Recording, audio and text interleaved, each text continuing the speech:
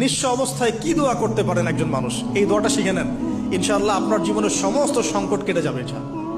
আমি নিজেও এই দোয়াটা বেশি বেশি করার চেষ্টা করি। দোয়াটা হচ্ছে, মুসা আলাইহিস সালাম একটা গাছের নিচে হেলান দিয়ে বসলেন, বসে দেখলেন দুইজন মেয়ে দাঁড়িয়ে আছে দূরে, পানি নিতে পারছে না, লোকজন পানি নিয়ে যাচ্ছে, ওরা দাঁড়িয়ে আছে বেচারি। মুসা আলাইহিস সালাম গিয়ে বললেন, কি সমস্যা আপনাদের? এটা নিয়ে আপনারা আবার মেয়েদের সাথে কথা বলার চেষ্টা করেন, ঠিক আছে? তো মাহারাম গায়রা মাহারাম মেনে চলে।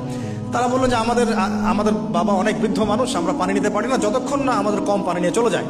তো মুসা আলাইহিস সালাম তো একটু বললাম না, ফিজিক্যালি খুব স্ট্রং ছিলেন, থাকে না বডি বিল্ডার, সামনে গিয়ে কথা বলে সরো পানি নিতে দাও, তখন মানুষ একটু মূল্যায়ন করে না। তো মুসা আলাইহিস সালাম এভাবে পানি নিয়ে দিলেন এবং বাছুরদেরকে পানি পান করালেন, করিয়ে গাছের নিচে এসে বসে আছেন। বসে বসে তিনি দোয়া করছেন, এই যে দোয়াটা তিনি দোয়া করছেন, রব্বি, একটা নেক কাজ করলেন, নেক কাজ করলেন না, মানুষের উপকার করলেন, নেক কাজ করে এসে গাছের নিচে বসে দোয়া করছেন, আল্লাহ এখানে তো আমার খাবার পানি বাসস্থান কিছুই নাই, আমি কি করব?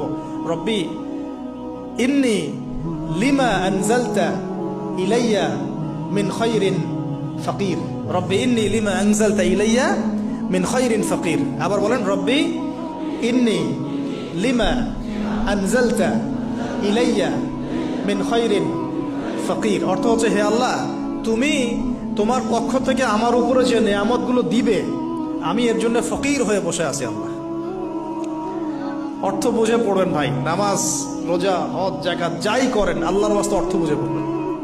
অর্থ বুঝে পড়লে আপনার ইবাদতের স্বাদ পাবেন, তৃপ্তি পাবেন, আল্লাহর সাথে কানেকশন হবে, আল্লাহর নূর পাবেন, মাআরিফত পাবেন, সত্য স্বপ্নও দেখবেন তখন ইনশাআল্লাহ।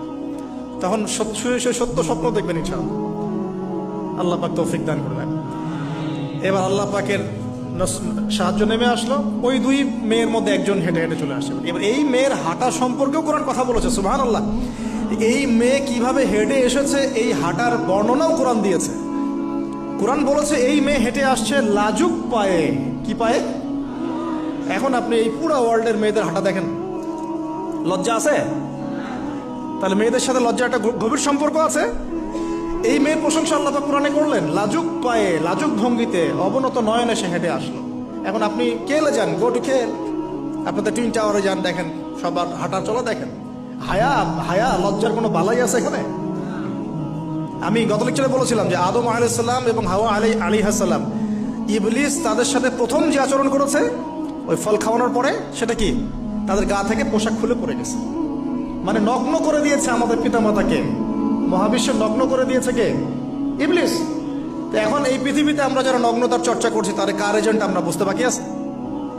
আমার কথা কি বুঝতে পারছেন কিনা? এই কানেকশন মেলানোর চেষ্টা করুন, ডটসগুলো মেলানোর চেষ্টা